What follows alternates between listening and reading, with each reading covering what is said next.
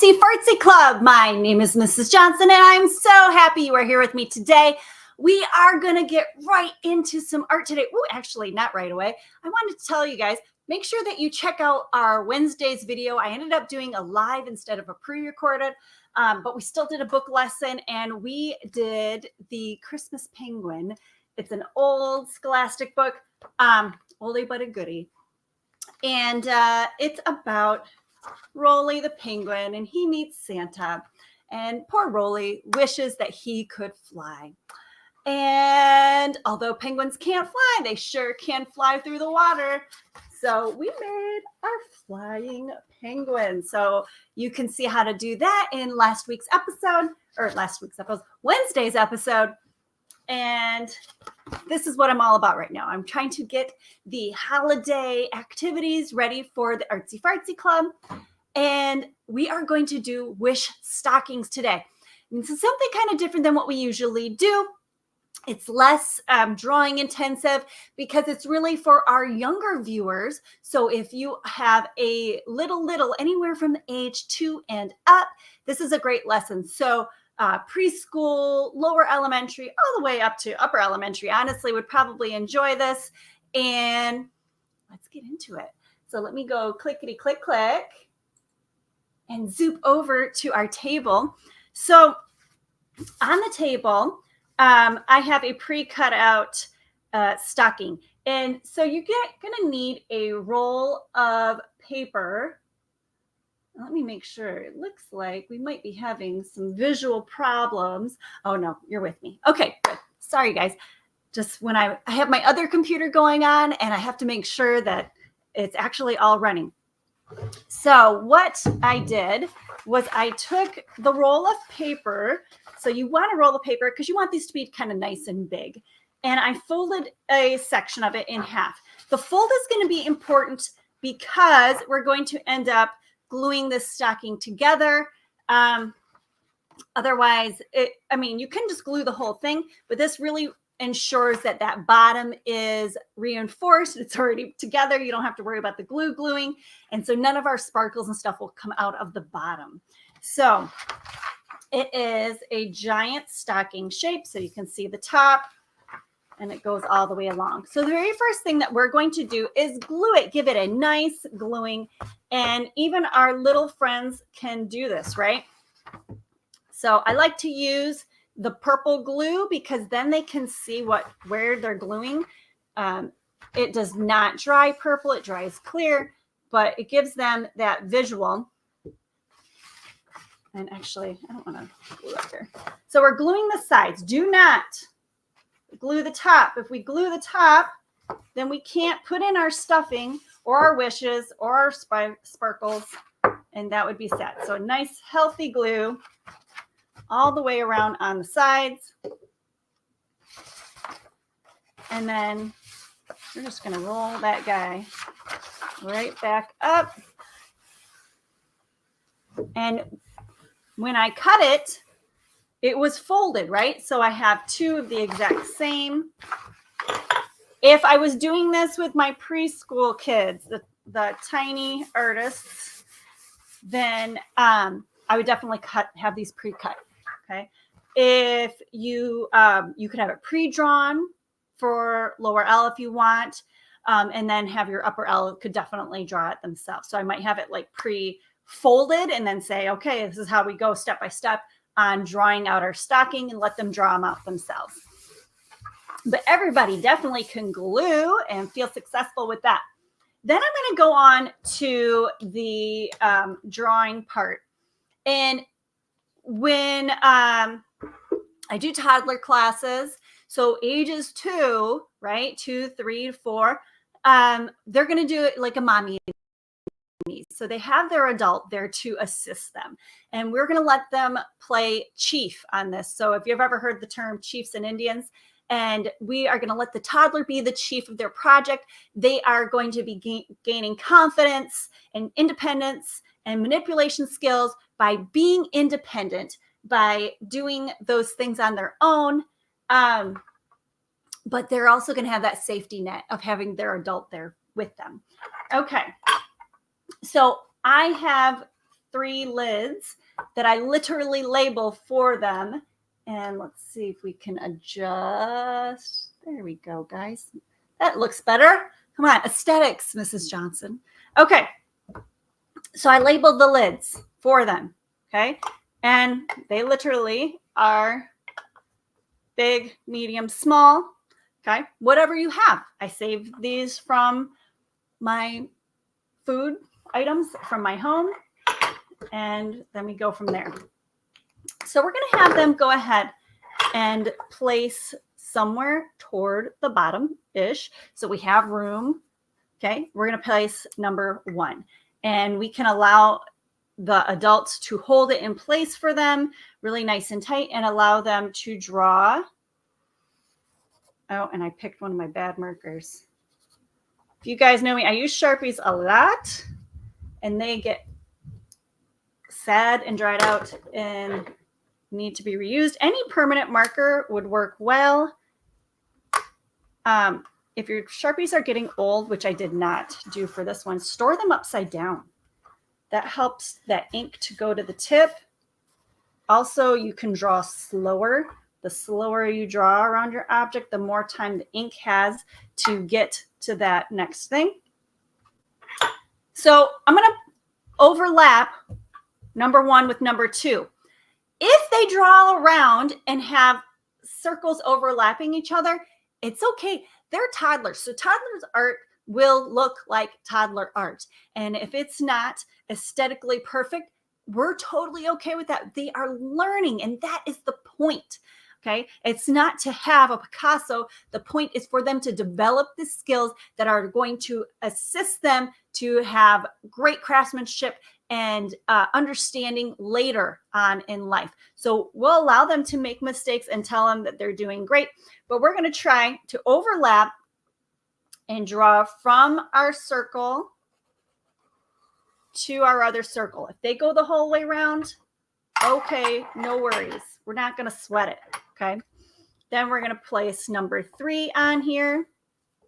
And this is a great, we're getting some number recognition too, but the adults right there to help them. But we're going to go, okay, look for the number 1, look for the number 2, look for the number 3. So now they've got number 3, which is the smallest circle. We're going to put that at the top and go around. Bam, snowman, 1, 2, 3. Okay. Then we can add in a hill or arms and things. We're going to let them decorate. So they're going to go to town and decorate. We can draw it out with a Sharpie and then markers or use crayons, but I want to keep this something fairly dry. You could also use paint cakes, the solid paints. Those would be drier. I don't think I would do it because why risk it? Why risk not being able to continue with the project? So I'd rather use something like crayons. Of course, Crayola is my brand of choice. They just do it the best, but anything that you have would work well. I might give a variety of choices. Okay. So let's say I go ahead and do that. And I'm not going to draw with my Sharpie. I'm going to draw with my crayons. And the bold colors set has some really nice variety of blues. So I might yank those out to work on my snowy area. And I can, let me think. I'm going to teach my children that they can use the side of the marker to create a big, broad line. When I get to my snowman, I'm going to stop. And the reason I stop is it's going to give me that illusion of overlapping. The snowman is on the snow closer to me than that horizon line. That horizon line is what's farther away. And I can create other snow drifts in here. Okay. Honestly, whatever they want to do is fantastic. If they want to make their stocking red and green, go for it. If they want to follow along and make a snowman and decorate around it, awesome. But I'm not going to be picky with toddlers. I'm just going to let them be creative. So I'm just going to show them, okay, I might put in some shading. Now they can do it with some scribbles, or we could do it with some pointillism. So this is when you're starting to talk to your upper L kids. Well, even my first graders, they would understand pointillism. You can show them an example, okay? But you can give a variety of techniques to them to try to create some visual interest. Maybe I put some shading around my snowman. I can even layer different shadowing techniques, okay? And then they can decorate their snowman. So we're going to let them go to town. Grab a couple browns here. What I like about the bigger marker set, this 20, it's called the Super Tips washable markers, is that it has multiple shades of the same color. So that allows me to create some visual interest. So I go, okay, guys, I'm going to create his hand. This is once again, we're talking more for our mid to upper L kids. Oops, forgot his fingers. Let's have some fingers, Mrs. Johnson. Okay. And what I like about this is that I can include the other color to create some visual interest. So I can create like shadows or different textures of the bark. Right? I can go, oh, guys, look, I'm making it look more like a tree,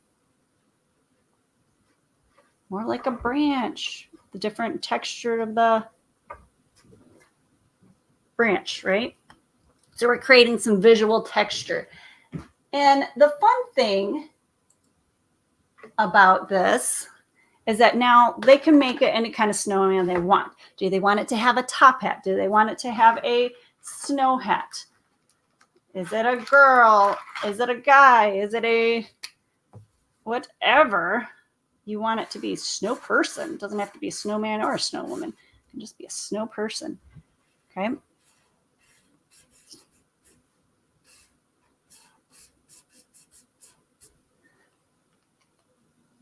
Once again, I can create some visual interest by putting in different shades of the purple. Make a little knot there. Oh, somebody got into that marker. Okay. Teach them how to make a carrot nose. So we're going to talk about triangle, but we're going to make it long. It can be off to the side. It could be pointed up, watching the snow fall. It could be whatever we want it to be. Okay. Long diagonal line, more horizontal line. I like to make the end curved slightly. We can even layer this to make it more visually interesting. Am I telling toddlers to do this part? No, I'm not telling them to layer their colors.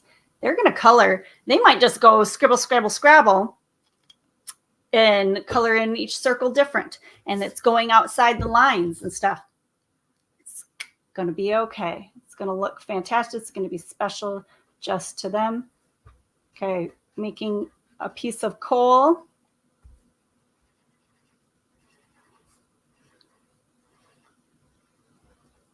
Making a smile. Maybe I put on some big buttons or decorations. He definitely needs a hat. Can't leave him hanging. All right, let's see.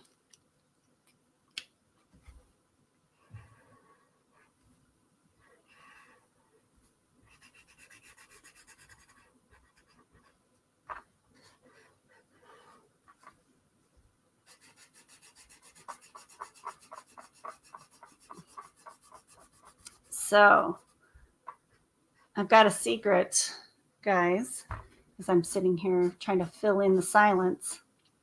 I'm almost done Christmas shopping. I'm pretty excited about that. I like being done early. I'm going to start to wrap. And you know my next big secret? My way to win Christmas is reusable wrapping bags. That's the best thing that ever happened to Christmas. You don't feel guilty about the trash. And it makes wrapping a cinch. It goes really fast. You can add some tissue in if you want to make it a little more flair to it. But the tissue paper is like recyclable or use recycled tissue. Okay, so let's pretend that I'm done. I could add in snowflakes. I could add in all sorts of goodies. Whatever is clever, guys. Make little snowflakes. Okay. They could have just done a patch. They could have done a patchwork. You could make it into some kind of pattern. You could do lines. I've thought about that where I go, okay, so we're going to do a loop-de-loop line. This is actually probably what I would do with the 2-year-olds. We're going to just work on drawing different kinds of lines, having some control and manipulation. Or they do, like I said, they're going to draw on that snowman. So they color in his shapes and make him into a snowman. And we can go, okay, so we're going to do this in the background. We're going to, behind him, make broken lines. Or you could have made it into the shapes of like a stocking and just have them color in. Okay, guys, now color in that shape and color in that shape. Does that kind of make sense? I hope so. So you've got a variety of choices. I like the idea of using those circles to help them create a design because you're creating instant success. They are going to be proud that they made a snowman, and we want, especially our littlest artists, to have a positive experience with art and crafting so that they aren't afraid to take risks later. Okay. So those, even though we're like, oh, you're just doing it for them, or they're all going to look the same. We're creating an opportunity for them to have a win by using these shapes. And when they gain that confidence that they made this snowman shape, then they're going to be able to scribble and scrabble and feel more free. And they're going to get all of this hand-eye brain connection going on by seeing how they manipulate all these different materials.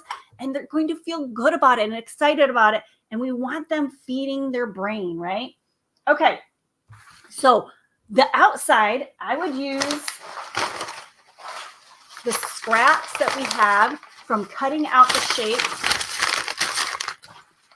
And they're going to start to stuff.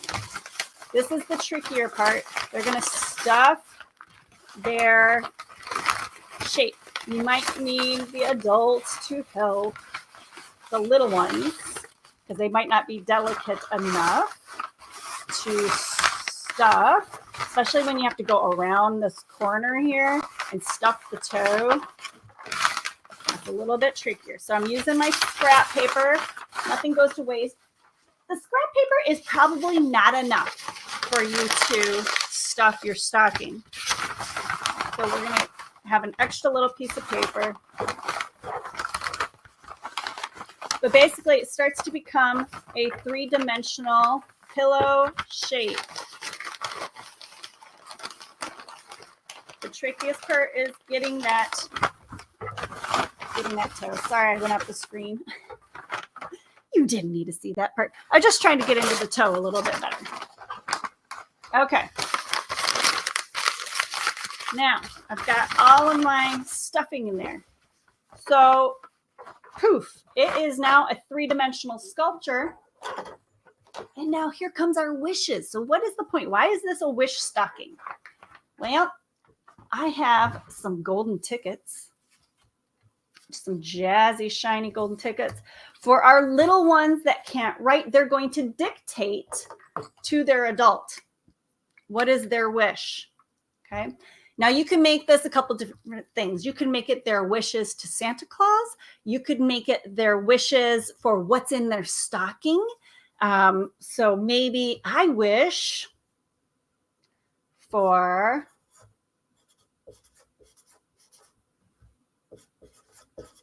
some bubble bath. Okay. And now I've got my golden ticket.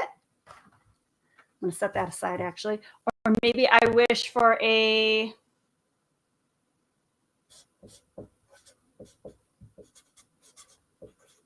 Hot Wheels. I don't know. Is Hot Wheels one word or two? I actually don't know. Hot Wheels car. Or maybe I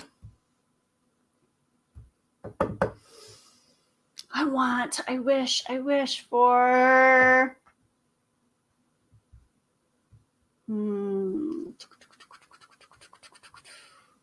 maybe a candy. Wish I had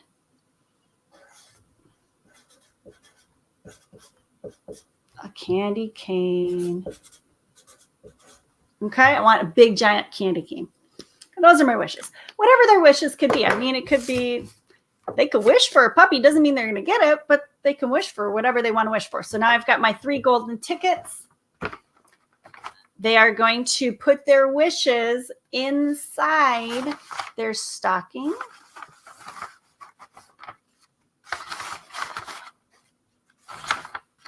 We're going to give them some magic dust.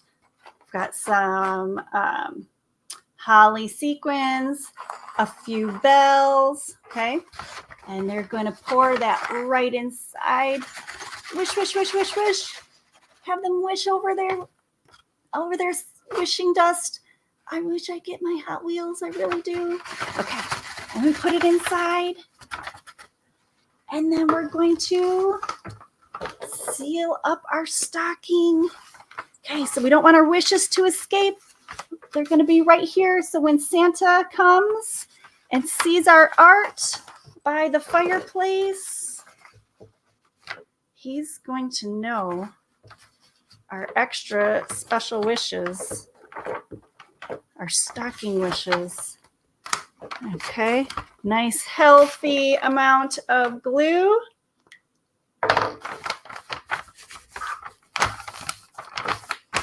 Glue that up, and you can even decorate that area if you wish, which I probably should have done before I glued. So maybe I'm going to pull out my crayons because I have them here and I put my markers away. Let's see, crayon. There you go. Maybe I make it look like a fluffy loop-de-loops. It's my fluffy stocking end.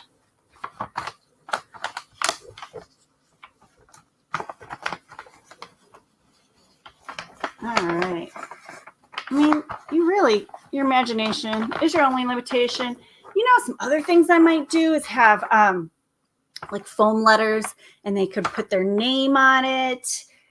They could write their name on with marker, but I think especially for the little ones, for name recognition, having the letters available for them to pull out, and their caregiver can talk to them about seeing their letter. But there you go. Then, can you guys hear the jingle? Okay, their wishes are in there. The dust is in there. It jingles. It's a fun take home. And here, you can get the whole big old view of it. There we go. And do you see it? There we go. There. Ta-da! It is a wish stocking. And it's fabulous. And they love it. And they're happy. Does that make sense? I hope that some of you guys think that this was a fun idea. I threw that out there and I was trying to think of something for the little ones that is very accessible to them, that they can enjoy and also incorporates the magic of Christmas. So Thank you so much for joining me today. If you are here all the way to the end, please make sure that you like and subscribe. I do a variety of lessons. I cater to children that want to learn, but especially to teachers and crafters that have little people that they want to do lessons with. So you are now a member officially of the Artsy Fartsy Club. Yay! And if nobody's told you yet today, I absolutely love you. And check out my other videos for more fun ideas. Can you imagine getting to come and create one of these fun little doobies? Oh, the light is so bright, you can't really see. Bright light. You can't see the other things. Anyway, until we see each other again, I hope that you over there on the other side of the screen is absolutely artastic. Have a great weekend, everyone. And I will see you again on our pre-recorded lesson for Wednesday and always live on Saturdays at 11 a.m. Eastern. Have a good one.